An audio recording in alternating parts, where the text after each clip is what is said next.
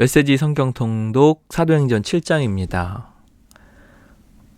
오늘 통독은 김명성 권사님께서 해주셨습니다. 감사합니다. 주님 말씀하옵소서. 주의 종이 듣겠나이다. 아멘. 사도행전 7장. 성령 충만한 스데반. 그때 대제사장이 말했다. 내 자신을 변호할 말이 있느냐? 스데반이 대답했다. 친구 여러분, 아버지와 형제 여러분, 우리 조상 아브라함이 하란으로 이주하기 전 아직 메소포타미아에 있을 때에 영광의 하나님이 그에게 나타나서 말씀하셨습니다. 내 고향과 가족을 떠나 내가 내게 보여줄 땅으로 가거라. 그래서 아브라함은 갈대아 사람들의 땅을 떠나 하란으로 옮겨갔습니다. 아버지가 죽은 뒤에 그는 지금 여러분이 살고 있는 이 땅으로 이주해 왔습니다. 그러나 하나님께서는 그에게 아무것도 발붙일 곳조차 주지 않으셨습니다. 그때에 아브라함에게는 아들이 없었습니다. 그런데도 하나님은 후에 이 땅을 그와 그의 아들에게 주시겠다고 약속하셨습니다. 하나님은 그의 후손이 낯선 땅으로 이주하여 거기서 400년 동안 종이 되어 가혹한 대우를 받는 것을 그에게 알려주셨습니다. 그러나 하나님께서는 내가 개입해서 너희를 종으로 삼은 자들을 처리하고 내 백성을 이끌어내어 이곳에서 나를 예배하게 할 것이다 하고 말씀하셨습니다. 그 후에 하나님은 아브라함과 언약을 맺으시고 할례로 그의 몸에 표를 남기셨습니다. 아브라함은 아들 이삭을 낳고 8년 만에 그 몸에 할례의 표를 남겼습니다. 이삭이 야곱의 아버지가 되고 야곱이 12조상의 아버지가 되는 동안에 그들은 저마다 언약의 표를 충실히 전했습니다. 그러나 그 조상들은 시기심에 불타서 요셉을 이집트의 노예로 보내버렸습니다. 그럼에도 불구하고 하나님이 그와 함께 하셔서 그를 모든 환난에서 구하셨을 뿐 아니라 그를 이집트 왕 바로의 눈에 띄게 하셨습니다. 바로는 요셉에게 크게 감동받아서 개인적 사물을 비롯해 온 나란 일을 그에게 맡겼습니다. 그 후에 이집트에서부터 가나안까지 전 지역에 기근이 들어 사람들의 고생이 말이 아니었습니다. 배고픈 우리 조상들은 양식을 얻고자 모든 곳을 샅샅이 뒤졌으나 아무것도 찾을 수 없었습니다.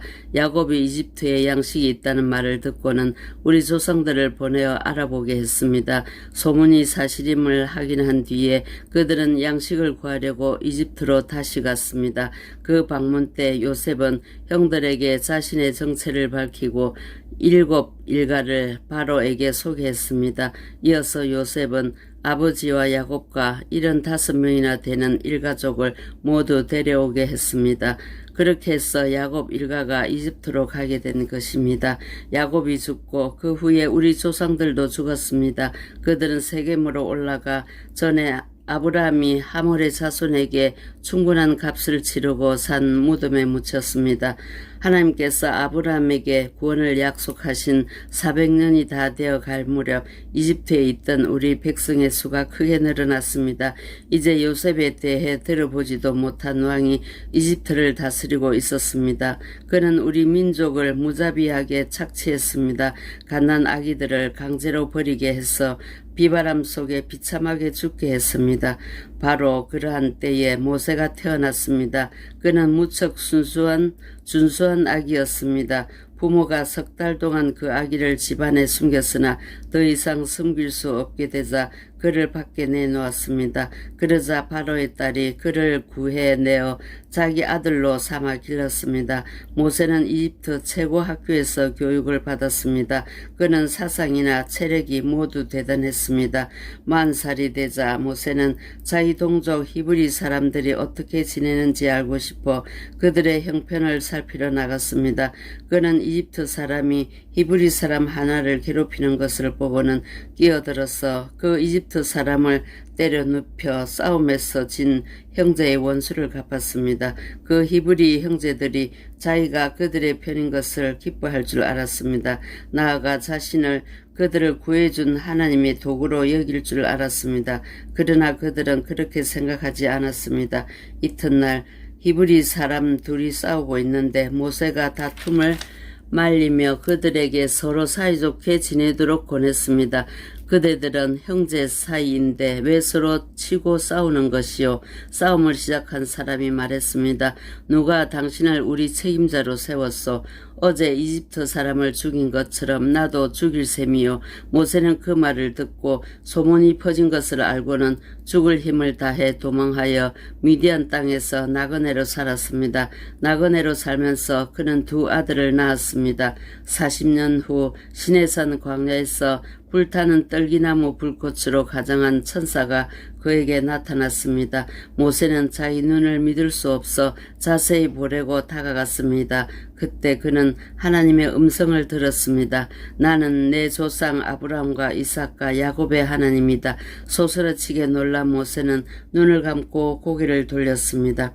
하나님께서 말씀하셨습니다. 무릎을 꿇고 기도하여라. 내가 있는 곳은 거룩한 곳, 거룩한 땅이다. 내가 이집트에 있는 내 백성의 괴로움을 보았다. 내가 그들의 신음소리를 들었다. 내가 그들을 도우려고 왔다. 그러니 너는 준비하여라. 내가 너를 이집트로 다시 보내겠다. 이 모세는 전에 사람들로부터 누가 당신을 우리 책임자로 세웠소라는 말을 듣고 거부당했던 사람입니다. 이 모세는 불타는 떨기나무 속에서 천사를 통해 불꽃을 발하시던 하나님께서 지도자와 구원자로 다시 보내신 사람입니다. 모세는 노예 생활을 그래서 백성을 이끌어냈습니다. 그는 40년 동안 이집트 전역과 홍해와 광야에서 하나님의 표적과 이적을 베풀고 행했습니다. 이 모세는 하나님께서 너희 후손 중에서 나와 같은 예언자 하나를 일으켜 세우실 것이다라고 말한 사람입니다. 이 모세는 시내산에서 말하던 천사와 광야에 모인 여러분의 조상들 사이에 서서 그가 받은 생명의 말씀을 가져다가 우리에게 전해준 사람입니다. 그런데 우리 조상들은 그 말씀이 자신과 무관하다고 생각했습니다. 그들은 이집트의 옛 생활 방식을 갈망하며 아론에게 불평했습니다.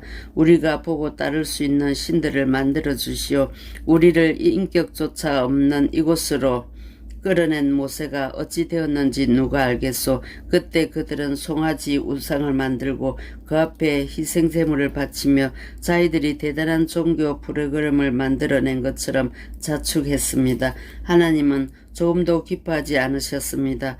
그래서 그들이 자기 방식대로 하게 내버려 두셨습니다. 새롭게 등장하는 모든 신에게 다 예배하게 두고 그 결과를 지고 살도록 내버려 두셨습니다. 예언자 아모스는 그 결과를 이렇게 묘사했습니다. 오 이스라엘아, 내가 40년 광야 시절 동안 내게 짐승과 곡식 제물을 가져온 적이 있더냐? 전혀 없었다. 너희는 전쟁의 신 음란의 여신에게 산당을 지어주느라 힘을 다해 그들을 예배하느라 너무 바빴다. 그래서 내가 너희를 바빌론의 포로로 보낸 것이다. 그 기간 동안 우리 조상들에게는 참된 예배를 드릴 만한 성막 장소가 있었습니다. 그 장막은 모세가 하나님께서 알려주신 설계대로 만든 것이었습니다. 하나님이 그 땅에서 이방인들을 내쫓아내실 때에 그들은 장막을 가지고 여호수아를 따라갔고 그 장막은 다윗의 때까지도 있었습니다. 다윗은 하나님께 영구적인 예배 장소를 구했고 결국 솔로몬이 그것을 지었습니다. 그러나 지극히 높으신 하나님께서 목수와 석공이 만든 건물에 사신다는 뜻은 아닙니다. 예언자 이사야가 그것을 잘 기록했습니다. 하나님께서 말씀하신다. 하늘은 내 보좌이고 땅은 내 발을 쉬는 곳이다. 그러니 너희가 내게 무슨 집을 지어주겠느냐? 내가 물러나 쉴 만한 곳이 어디 있느냐? 내 쉴 곳은 이미 지어져 있다. 내가 그곳을 지었다. 그런데 여러분은 계속해서 웬 고집입니까? 여러분의 마음은 딱딱하게 굳어 있고 여러분의 귀는 꽉 막혀 있습니다. 성령을 고의로 무시하니 여러분은 여러분의 조상들과 다를 바 없습니다. 예언자들 가운데 그 같은 대우를 받지 않은 사람이 일찍이 있었습니까?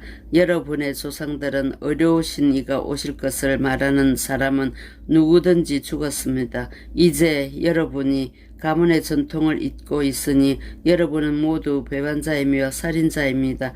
천사들이 선물 포장까지 해서 하나님의 율법을 전해주었건만 여러분은 그것을 함부로 써버렸습니다. 그 말을 듣고 있는 사람들이 난폭해지더니 야유와 휘파람과 욕설을 퍼붓는 폭도로 변했다. 그러나 성령 충만한 스데반의 눈에는 그것이 보이지 않았다. 하나님밖에 보이지 않았다. 그의 모든 영광 가운데 계신 하나님과 그 곁에 서 계신 예수를 보았다. 그가 말했다. 아, 하늘이 활짝 열리고 인자가 하나님 곁에 서 계신 것이 보입니다.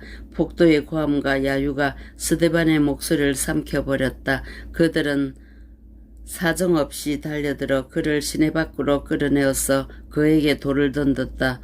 주동자들이 겉옷을 벗어놓고 사울이라는 청년에게 지키게 했다. 돌이 비 오듯 쏟아지는데 스데반이 기도했다. 주 예수여, 내 생명을 받아 주십시오. 그런 다음 무릎을 꿇고 모두에게 들릴 만큼 큰 소리로 기도했다. 주님, 이 죄를 저들에게 돌리지 마십시오. 이것이 그의 마지막 말이었다. 그리고 그는 숨을 거두었다.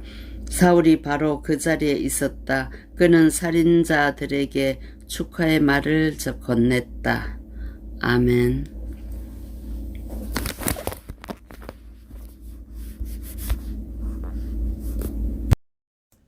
오늘의 묵상 기도입니다. 돌이 비오듯 쏟아지는데 스데반이 기도했다. 주 예수여, 내 생명을 받아 주십시오.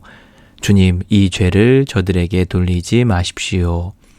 사랑의 주님, 스데반과 같이 담대한 믿음을 허락하여 주옵소서. 용서의 마음도 주옵소서. 아멘.